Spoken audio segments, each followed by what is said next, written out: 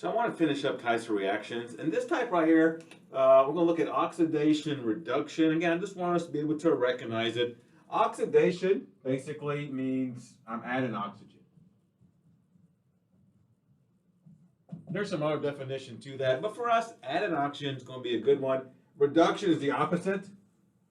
You can think of it as losing oxygen, or you can think of it as gaining hydrogen.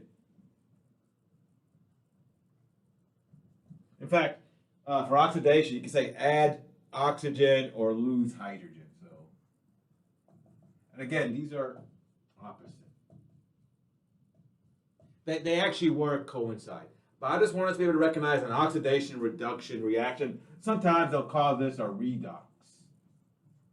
So re for reduction and dux, or gets red for reduction and ox for the oxidation. So a classic one of this is going to be rust. So this is iron, this is rusted. So when iron goes rust, picks up the oxygen in the air, and it forms iron 3 oxide. So if you look at it, the iron is picking up an oxygen to form iron 3 oxide. So iron 3 oxide is actually the rust part. And again, if you add a little bit of salt to it, so salt water will catalyze the reaction, make it go a little bit faster. But this is a classic oxidation reduction reaction. The iron is picking up an oxygen. Another one, we've done some organic now. Let's take a look at this right here. This is an aldehyde. And we're actually going to do some of these reactions when we start looking at salt, or sugars, I should say, types of sugars and stuff. This aldehyde right here, when it undergoes reduction, it's going to gain hydrogens. So let's take a look at this. So let's take a look at this carbon right here. What happens is, in this case now, I've picked up a hydrogen. So I've gone from a carbon double bond O, a carbonyl group. Now I've picked up a hydrogen here, and I've picked up a hydrogen there. That's reduction. Be able to recognize it. I've picked up some hydrogens.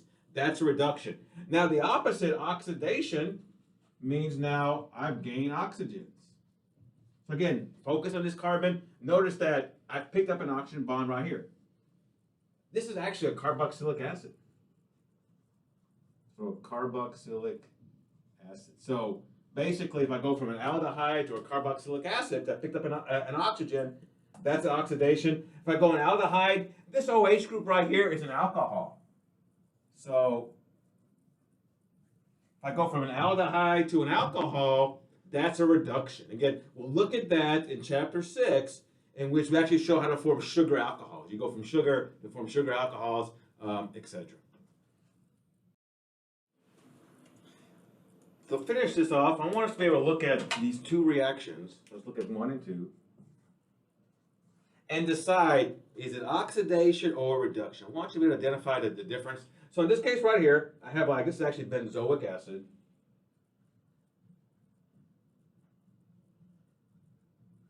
And what's going to happen is I end up with an alcohol. Now, is this oxidation or reduction? So the way I look at it, I look at this carbon.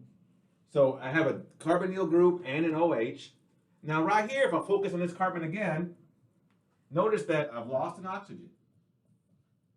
And I've actually gained 2 hydrogens. And so if I, right here, lose an oxygen, gain a hydrogen, that's reduction.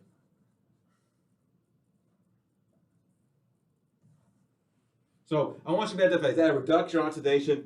If I lose an oxygen or gain hydrogens, that's a reduction. That's how you be able to determine it.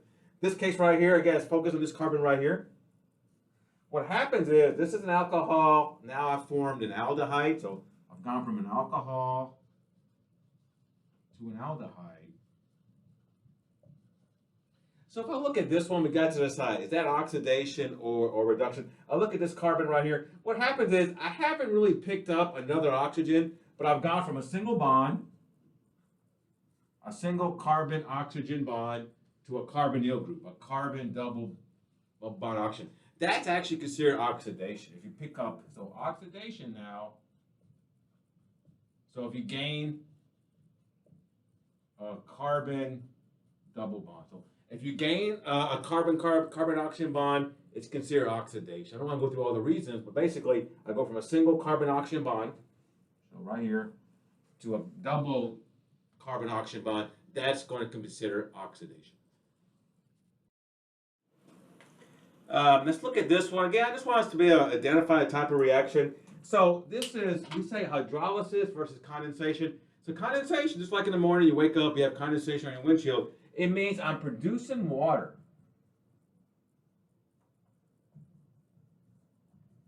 So I'm producing water. Again, condensation in a car, what happens is you have water vapor in the air, it hits your cold windshield, and it forms water, liquid water with that.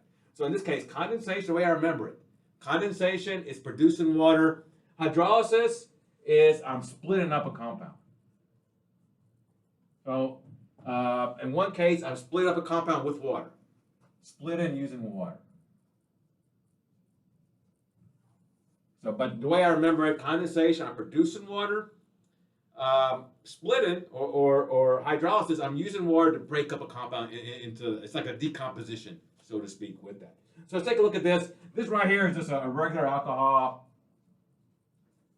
Say I reacted with another alcohol. What happens is, the way this is going to react is that this is going to combine. The OH and the H are going to combine, and that forms water. So I'm producing water. So this is going to be, this forward reaction is condensation. This right here is actually an ether.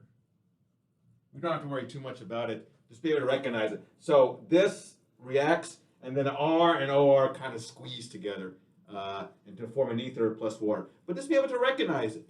That I've gone from an alcohol, and this is another alcohol too. So I've got two alcohols, and I form an ether, but I produce water. So if you produce water, it's condensation. Now there's a reversible portion to this. So we can do a reverse. In the reversible portion, I have water, I add it to ether, it breaks it apart. So this reversible is hydrolysis. So we call this a forward reaction in this direction. This one's a reversible reaction. Forward reaction is condensation, reversible is hydrolysis. The way to recognize it, I have water, it's going to break this back down into the two alcohols. Condensation is actually a little bit easier to recognize because I'm producing water. But then just remember now, if I have water, reacts with something, and it breaks it down, that's called hydrolysis. Last one I want to look at is called addition reactions. Addition means I'm breaking up a double bond. So in this case, I'm going to break up this double bond. So this is an alkene, carbon-carbon double bond, unsaturated. And so I break it up, and I'm going to form this.